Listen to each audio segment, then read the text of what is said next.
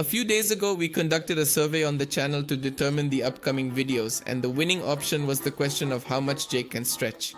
Considering that Adventure Time has become one of the pillars of this channel over the years, this doesn't surprise us at all. But initially it didn't seem like such an interesting topic to me, and this was because the answer seemed obvious to me since there is an episode called The Limit, where Jake apparently reaches his limit of magical stretching.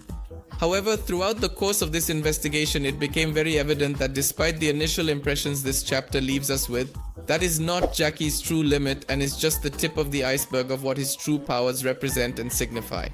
Powers that go far beyond being a magical dog that can stretch, and rather lean towards his true nature as a cosmic creature and the pillar on which all the realities of the Adventure Time multiverse stand.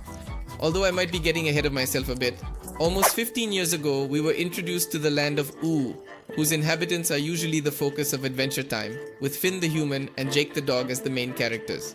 For many, it's Jake who truly steals the show, being one of the most broken characters in the series due to his incredible abilities to stretch and shapeshift. While his most popular ability is that he can stretch a lot, it's actually more complex than that, as his real power is that he can shapeshift, including his voice, size, colors, and anything involving his physical appearance. And even more amazing is when he was able to create an entire internal world in the episode Everything's Jake from the 6th season. However, where does his powers originate from? In the initial seasons, we were not informed about how Jake obtained his abilities. It was assumed that he was simply a magical dog, and the most dedicated theorists might argue that it was a result of the Mushroom War, due to the radiation. However, as we already know, the ultimate answer can be found in the episode Jake the Star Child, where Jake discovers the truth about his birth. Essentially, the father of Jake, whose name is Joshua, was bitten several years in the past by an extraterrestrial being called Warren Ampersand. Due to the apparent aggressive and unknown nature of the creature, Joshua had prepared for his death by the poison in its body. However, instead of going to the great beyond, Joshua gave birth to Jake, who was born by shooting out of a hole in his head, so Jake now has two biological parents. The event was kept as a secret for a long period of time until one particular day when Warren comes back to bring Jake to his home planet, thereby revealing his true origin. The relative will slip between the two and deceive the dog in order to consume its life force and live longer. So yes, Warren is an awful father.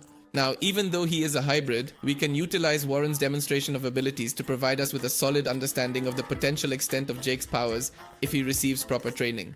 When Warren Ampersand takes Jake to his supposed home planet, we see that it is covered with a civilization. So there are constructions and buildings filled with hundreds or even thousands of inhabitants in sight. And although they all share that blue color, their shapes and sizes are varied.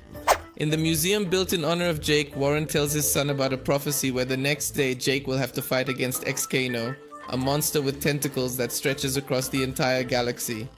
In reality, all of this is made up by Warren to buckle a belt on Jake so that he can steal his vitality. Once Jake is very weakened, Warren reveals that absolutely everything we had seen so far were creations of his own elasticity, like a planet-sized version of what we saw throughout this Jake, where the Ice King stabs Jake with something and Jake ends up submerged inside his own body. Here in this other episode, Jake discovers an entire world made of his own elastic flesh and is able to manipulate this reality at will, a reality with a complete civilization within. And although the ending is bittersweet because Jake manages to escape but everyone is destroyed when the magical dog returns to his normal form, it becomes quite clear that Jake's powers have much more potential than the series shows, leading us to the episode The Limit. Finn and Jake rescue Hot Dog Knights, but get involved in a new adventure. They must cross a maze to reach its center, where a creature will grant them a wish. This encourages them to venture into the place and obtain their ancestral psychic warrior elephant. To ensure he does not get lost, Jake ties his hind legs and tail to the trunk of a tree at the entrance, and thus directly explores the mystery that initiated this crazy investigation. By the end of the episode, despite being very thin, Jack manages to stretch a little further to reach the goal and then reverts to his base form, having reached his limit. This is the first demonstration of a limit to his powers, but as we have already seen, it is likely his limit only at this early point in the story, not his absolute limit. It's like talking about Goku's limit at the beginning of Dragon Ball and then wanting to discuss his potential limit at the end of the series. They are very different power levels. And yes, I'm saying that Jake is breaking his limit as the series progresses, and I'm not saying this just because There is a theory that emerged some time ago and posits that Jake's true limit lies in his imagination, as his power, although usually manifested physically through his elasticity, actually has more to do with altering reality itself. It is a very interesting theory. In that episode where knives rain on the land of Oo called Fantasizing About a Rainy Day, we see Jake manipulating reality using his imagination, managing to create real lava on the ground and even stopping the rain of knives on the bridge he crosses with Finn. But how the hell is this possible? Well, the starting point for the theory is that Jake is the creator of Prismo thanks to some kind of paradox. Prismo is one of the most powerful entities in the Adventure Time universe, existing in a room outside of time, and this character was created thanks to Old Man Prismo, an old man whose eternal dream allows him to manifest the Prismo we all know. During the 6th season, we discovered that Prismo already had a plan to be able to come back to life if someone killed the old one. His brilliant plan was for Jake to take the form of the old man and end up in a perpetual dream that would allow him to revive Prismo.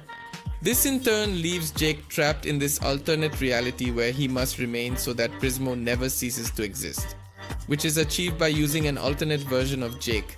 So it seems very likely that Old Man Prismo is just a pseudonym for the Jakes, who end up taking the form of the old man to ensure that Prismo stays alive in a somewhat confusing cycle, which would mean that in some way Jake is also a cosmic entity just like Prismo. But wait, if Jake is so powerful, why does he have so many limitations throughout the series? And there is an answer to that too. It's all about how Jake is perceived. Having been raised as a dog in a family full of dogs, he considers himself just one more in his pack, having the ability to stretch easily because he is a magical dog and that's it, or at least that's what he believed. There's a user named Headcase who explains the theory quite well and mentions that the reason Jake can't transform his body into a successful version of an airplane, for example, is because airplanes are not common since the Mushroom War, and Jake simply doesn't know how an airplane works. But if he knew and had enough imagination, he could be the best airplane in the whole wide world. In other words, as he continues to grow and his experiences increase, with better control of his mind and imagination, he can achieve whatever he sets his mind to, and this includes surpassing his limits. Which brings us to our conclusion. Seen in this way, Jake is an extra-dimensional being, a god whose psychic field keeps his world standing, and if he leaves, everything will crumble. Jake not only keeps his own body together, but also the reality or realities of the multiverse, remembering that there must always be a version of him for Prismo to exist and keep everything in order. This becomes much more evident when we realize that the realities where there is no Jake are not stable at all. Like the one where Jake becomes the Lich and where Prismo has little influence to act, perhaps due to his weakened bond with this version of Jake.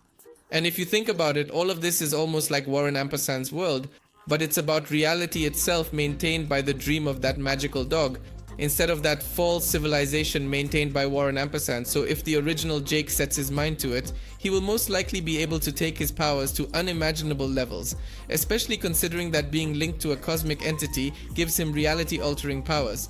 But he doesn't take them further because he doesn't perceive himself as a cosmic entity, nor does he want to absorb the vitality of his children to become stronger like Warren. He accepts himself as Jake the dog, also accepting his eventual death and being at peace with it, as we see in Distant Lands. So that's how he presents himself to the world, as a dog with magical abilities and nothing more. But if he truly wanted to embrace his identity as a cosmic creature, there's no way to know how far he could go. It is more than clear that what we saw in the daydreaming episode about a rainy day was a very small glimpse of his true potential. So in the end, there is really no limit for Jake other than his own environment, mental tools and imagination, although he may not have realized it. This is a very unique interpretation of the Adventure Time universe, and I would like to know what you think about it, so leave it in the comments. And with nothing more to say, goodbye.